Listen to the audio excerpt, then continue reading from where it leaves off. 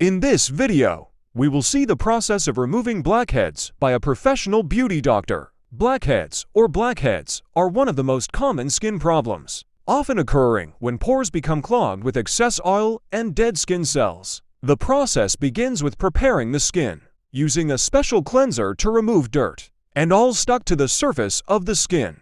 After that, the doctor will apply warm steam to the patient's face to open the pores, making it easier to remove blackheads more effectively and with minimal pain. With special tools, the doctor begins to remove blackheads one by one from the pores. The techniques used are very careful and skillful, ensuring that the skin does not become irritated or injured during this process. Every step is carried out carefully to maintain the cleanliness and health of the patient's skin.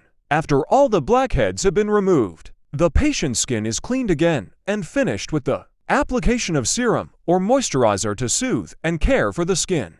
As a result, the skin looks cleaner, fresher, and healthier. This is a very beneficial treatment.